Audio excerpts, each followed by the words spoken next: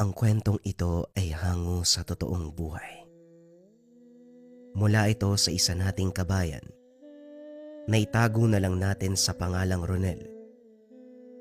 Taong 1989, probinsya ng Samar.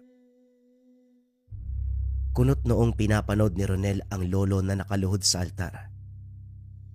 Mahabang oras na ang lumipas, pero hindi pa ito tapos. Walang boses na maririnig pero bumubuka ang bibig. Nakapikit ang mga mata. May pagkakataon pang winawasiwas ang kamay. Naiwan ng pansin ng matanda nang masepat ang tsuwin sa bakuran. Lasing na naman. Naghahanap ng gulo. Ay, Bubwet! Nasaan yung matandang ugod-ugod? Hingi mo nga ako ng Panginoon.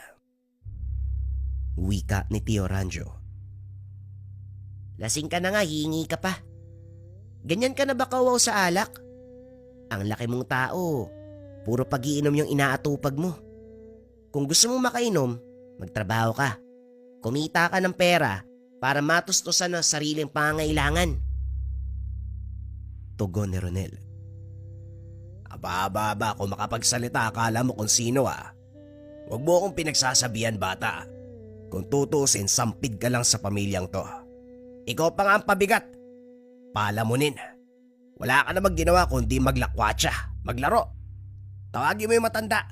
Ihingi mo ako ng pera, dalian mo. Ay nako, nasan ba ang kukote mo, Tiyo? Ilagay mo dapat dyan sa ulo mo eh. Hindi sa talampakan. Bayan, walang pera si Lolo.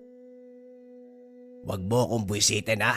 Ay bata, baka gusto mong mapalo kita kagaya dati. Baka ikaw ang makakatikib sa akin kung hindi mo pabibitawan ng bata. Tama siya, Ranjo, kumilos ka magtrabaho para matugunan ang sariling pangailangan o bisyo. Wala na ako may bibigay dahil umaasa lang ako sa donasyon ng panggagamot. Maraming naghahanap ng trabahador sa bayan.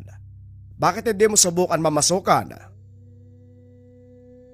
Agaw atensyon ni Lolo Ritoy. Galit na binalingan ang barumbadong anak. Halos sakali nito ang pamangkin. Sa wakas, lumabas ka rin sa lungga mo, tanda.